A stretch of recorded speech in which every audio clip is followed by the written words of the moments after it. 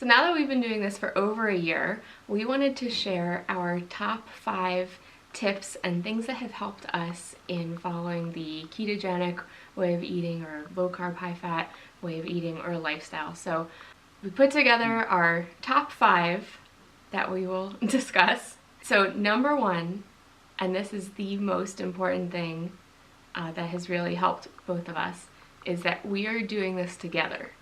When I first found out about this lifestyle, I didn't want to have like 2 sets of food in the house, and I knew that if I was cooking things for myself that followed low carb, high fat, and then he was also still eating high carb stuff elsewhere, like that will not work. You will not be on any kind of diet if you're doing that. You would at least be a lot tougher. So I needed to get him on board. So we did a lot of research together and watched videos together, and I sent him articles and got him on board. And the nice thing about it is now we can support each other. So if we're out somewhere, if we're traveling, if we're at a wedding or something, we can support each other and like help each other make good choices. And also you're not the one weird person with a special order. I'm not really... I'm used to that anyway, so... But like we both ask for a burger with no bun. Okay, so tip number 2, don't eat if you're not hungry. And I have mentioned that before, but even when we first started doing this and we were following a specific meal plan from dietdoctor.com, by the end of the day, I wasn't really hungry for the dinner that they were giving us, and I was like, maybe I don't need to eat this. Like, lunch really filled me up. If you are hungry, eat some fats because that will make you feel more full and satisfied. Enough butter and cheese and stuff like that, yeah. How many dinners have we really had in the last 13 months, we don't really eat dinners anymore because lunch is pretty much our big meal of the day. So, you might have a snack in the evening. Yeah, a little small plate of cheese and I'm good, definitely. Number 3, don't be afraid of fiber. I think some people get confused about figuring out their net carbs, or they just figure I will avoid all carbs and then I'll be really on the right track. You will be very uncomfortable if you are not consuming fiber. So don't forget that you can subtract fiber from the total carbs to find your net carbs, and that's the number that you want to be looking at when you're following this diet. We haven't taken any kind of supplements or anything, and I see all the time, like in Facebook groups that I'm in, people are like, I haven't gone to the bathroom in a week, what do I do? And people recommend them different things to take, magnesium citrate. I'm like, that's what they give you to prepare for a colonoscopy. I wouldn't just take that for fun. So don't be afraid of vegetables and fiber. Unless that's your thing. I think once educated on the best sources for fiber under the keto system. We eat tons of vegetables. Vegetables, broccoli, cauliflower, lettuce. Yeah, all that.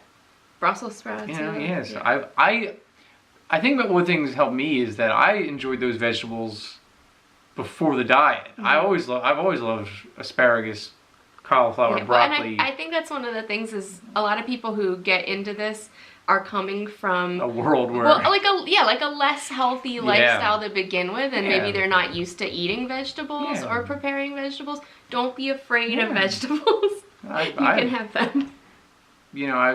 Similar to pasta and stuff like that. I mean, it was easy for me because I would just load up broccoli with butter and spices anyway. Yeah, so the vegetables are a vehicle for the good stuff. Yeah, so technically I was like kind of, except for all the carbs, I was kind of keto ready to some extent. All right, so number 4 is to meal prep.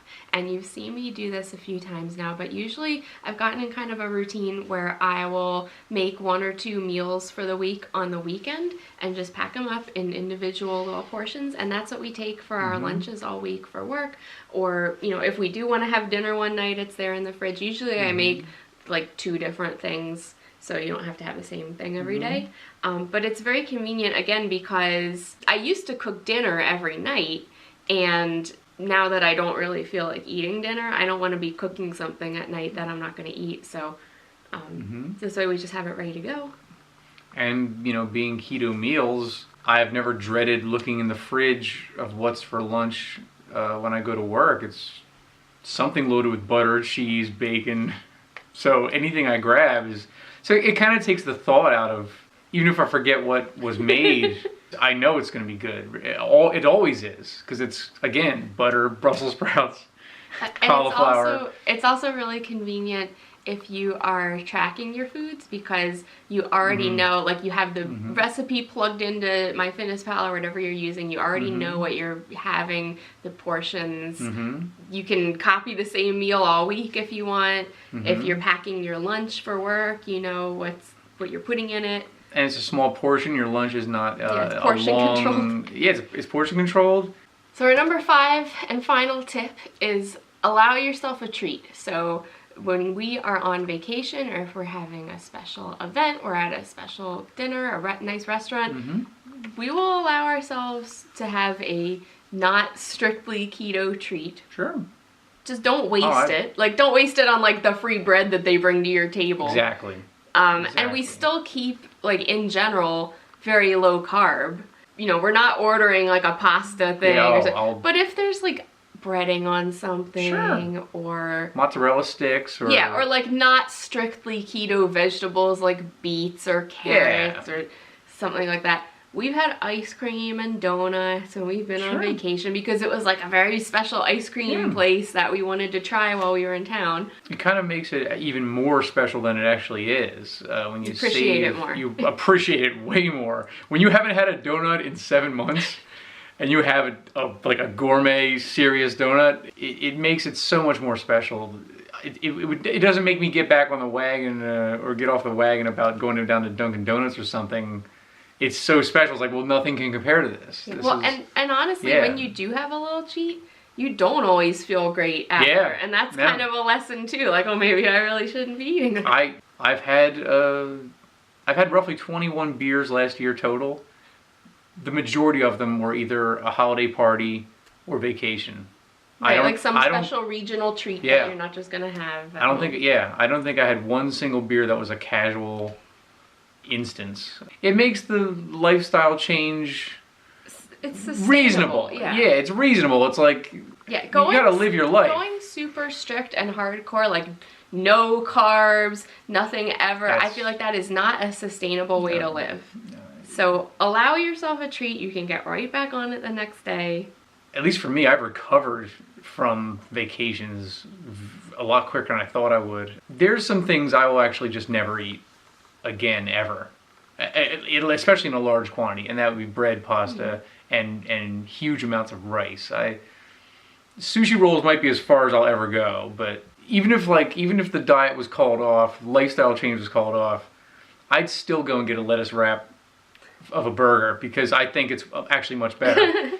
I think there's a byproduct in the lettuce being bitten into that releases the lettuce's moisture, you know, and I think it sustains a burger's. A bread doesn't help a burger stay moist and, like, you know, rich and juicy. A wet lettuce wrap keeps it nice and, you know, that's just for me. That's just, you know, the lifestyle change could end tomorrow. I'd still never eat certain items, just for how I felt afterwards in the past. Alright, well, thank you. Hopefully you found that helpful. If you like this video, don't forget to give it a thumbs up and subscribe for more like this. The button's here somewhere. And we'll see you next time.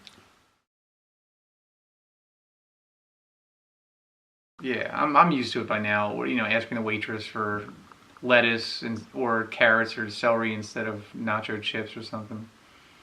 I don't feel weird about it.